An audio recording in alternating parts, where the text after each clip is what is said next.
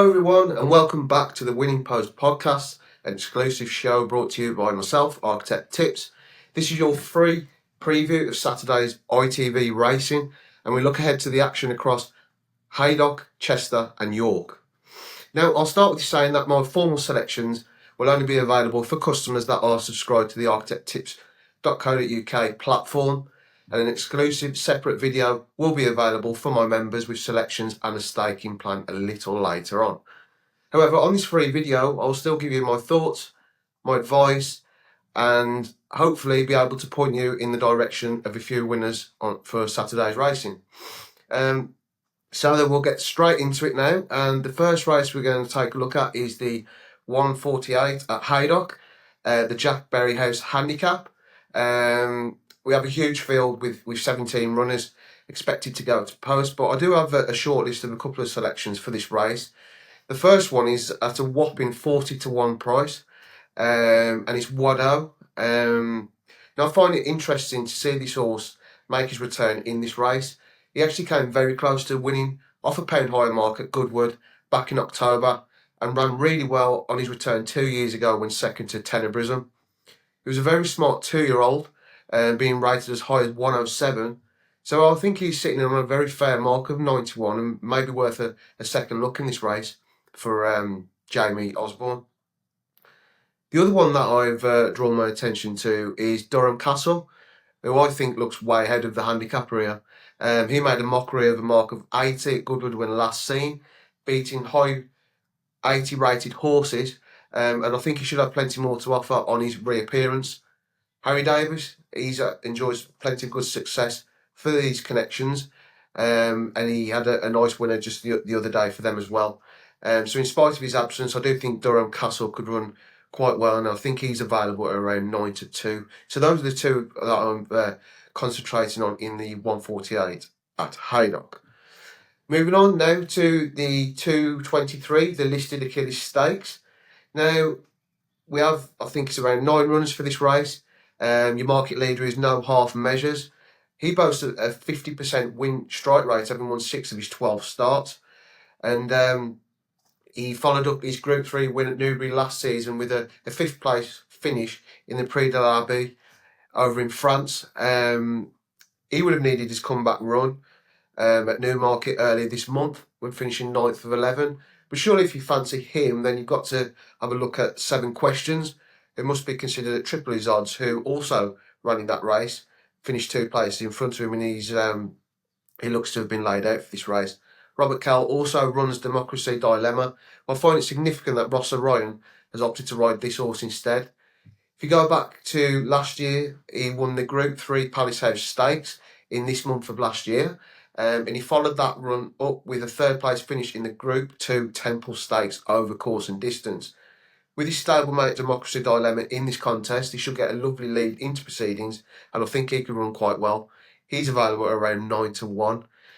Looking down closer to the top of the market, I would give it a chance to Jasor. He won the Commonwealth Cup trial on last season's return. I know that race hasn't exactly worked out well, but he's down in class. He's undergone wind surgery since his last seen, and I think if he got back to his best, he'd have a decent show in this. And let's not forget that he also did finish 3rd in the Commonwealth Cup at Royal Ascot, and he's a Group 2 and Group 3 winner, so he's down significantly in grade for his return. So Jasor and 7 Questions in the 223 at Haydock, the Achilles Stakes, are the 2 that I'm focusing on for that. Then we move on now to the 258, the Nifty 50 Filly Stakes, and I'm going to be completely honest here, this is a no bet for me. Nothing's taken my fancy at all. Estrange might well go and win this impressively, but she doesn't appeal to me at the odds, and I'm struggling to find any sort of other angle into this race, so I'm happy to sit this one out. And then so we move on now to the 333, the John of Gaunt Stakes. I find this one a really interesting race. First glance, it does look really wide open. Kinross won this 4 years ago, and he was 3rd a year later. If this wasn't his seasonal reappearance, I'd actually really fancy his chances here, especially when you look back on his previous form, he actually gave £4 and a beating to lead artist in a Group 2 back in September, and obviously that horse has gone on to win the Locking Stakes, so his form is really strong. However, I do think that he will need this run, and shouldering a £5 penalty for that win does leave him slightly vulnerable, in my opinion. Last year's Locking Stakes winner, Audience, tends to have two ways of running in my eyes. He cannot be trusted, but if he does put his best foot forward, I think he would have a really good chance in the race. So he might be one to bear in mind. Kikuli was 2 lengths behind Ali and Arby last time out, over course and distance, but I do find it hard to see him turning the form around, especially when Ali and Arby, who was only tried last season, looked well suited to the dropping trip last time. And as well as that, Owen Burrows, trainer of Ali and Arby, boasts an excellent 58% strike rate at this course, with 7 winners from just 12 runners in the last 5 seasons. So I do find that very interesting. I think Ali and Arby's are available at around 4 to 1. So it'd be no surprise to see him run very well. But the one I am looking at a very big price, who people might think I'm completely nuts for even giving this horse a mention, but Mount Athos, I just find this horse very interesting. It's clear to see that he's a better horse on the all-weather. He's a Kenton specialist. He's 5 from 5 at that course. But I do think this horse got a big performance in him on the turf. And this race could be the perfect setup for him to produce his best on the grass. I do really like the way he moved through the race at Thirsk last time out. Now, I know that was only a Class 3, but he's really taking the way he travelled into that race. And I do think the winner of that race, Paboris, looks quite a useful type. The fourth from that race, Flight Plan's gone on to win the Thirsk Hunt Cup. And I don't think James Tate's runner is a million miles away on ratings here, to be honest, to at least make the frame at least. So I do find it fascinating to see him in the lineup, and I do think he remains unexposed on the grass. So I think Mount Athos at around 20 to 1, maybe he can sneak in 22 to 1. He could outrun his odds here in the John of Gaunt Stakes at 3:33. So that wraps up the Haydock action. We move on to the one ITV race at Chester. That's the 2:10 Ladbrokes Handicap. Now, I think this looks a really good race from a betting point of view. And I've got 2 here, each way at huge odds. So I do think one of these could get heavily involved at least, maybe both of them. So the first one that I've come down on is Witch Hunter. Now, I know he heads the weight, but he's dropping down in grade. He has been winless since 2023, but he's only £2 higher than when he won that quality handicap at Ascot. He has also run really well in his 3 previous course starts. Now, I know he does need a lot to go his way, given his hold-up style, but he ran really well to finish 3rd over course and distance in July of 2023, off a mark of 108 on unsuitable soft ground, in which Holguin, who reopposes, won that race. He finished 4th in a modelling race in a listed race last July, while his other course start saw him finish 2nd off a mark of 103, again on soft ground, which wasn't suited. Back on good to soft, if things do fall right for him, I can actually see him going really well here, and he's available at 16 to 1. I think most firms are paying 4 places in this race, so Witch Hunter at 16 to 1 with the first one I look at in the 2:10 at Chester. The other one that I've come down on at even bigger odds is Kingdom Come for Clive Cox. Now, he's been a regular in top quality handicaps, especially on the all-weather, and he's actually £4 lower than when he won at Wolverhampton off a mark of 101 last March. Now, if he can obviously produce that sort of form on the turf, he would have an outstanding chance here, surely. He's played 6 times off marks in the 100s, and he's also 2 from 2 in handicaps when rated in the marks of the 90s. I do think he's got a good each way chance here, especially if the race can go his way. Clive Cox has had 2 wins and 2 places from just 9 runners here in the last 5 seasons.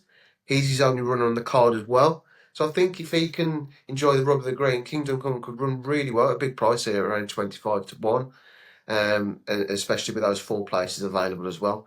So those would be the 2 that I'm looking at for the 2:10 at Chester. And then obviously now we move on to the 2 races live on ITV for York. The first one is the 2:40 Sprint Handicap. There's lots to consider in this race, but the one that I am quite keen on here is Jumbo. She tends to save her best for this time of year, as her form figures in May reads 3-3-1. She's only a pound higher than when winning at Windsor last May, and she's pretty consistent in the handicapping sphere. In addition to that, she's run twice at York previously over course and distance and finished third on both occasions, including off a slightly higher mark last August. The only other time she ran here was when third in a listed race on a second ever start, so we know she handles the track, and Jack Callan can claim an additional £7 to help matters as well. Now, to add to that, 5 times she's run off a mark of 85, and 5 times she's made the frame with a form reading 222.33. So therefore, with 4 places widely available, I think Jumbo could run a really good race here. She's available at around 12 to 1. So she'll be the one that I'm looking at in the 240 at York. Then we wrap things up for the ITV action preview with the 315, the Bronte Cup for the fillies and mares. I really like one here, and it's not last year's winner, Term of Endearment. The one that I do really like is Sueno for the Gosden and Ryan Moore combo. Now, I think this filly has a really good chance. She shaped promisingly when third on debut at Nottingham in October on soft ground before accounting for Cadan at Wolverhampton with plenty to spare on the next start. The runner-up has won twice since, while the third Clockmaker won last time out. I liked her comeback effort, was stepped up to listed company at Goodwood following an absence of nearly 7 months. She didn't enjoy the clearest of runs, but she stayed on strongly to finish 4th, suggesting she would be seen to better effect when stepping up in trip. And I think with connections booking Ryan Moore, I think she's got an outstanding chance, and this course should really play to her strengths. So I do think that Sueno would be my nap for the podcast, and she's available at around 7 to 2. But yeah, that's all the ITV preview wrapped up for the free podcast. Don't forget to subscribe if you haven't already done so, and give the video a thumbs up if you enjoyed the content that we covered for the preview. It's really much appreciated. We're still building up the platform, so any support is greatly appreciated. But in the meantime, have a great weekend, and we'll see you all again very soon.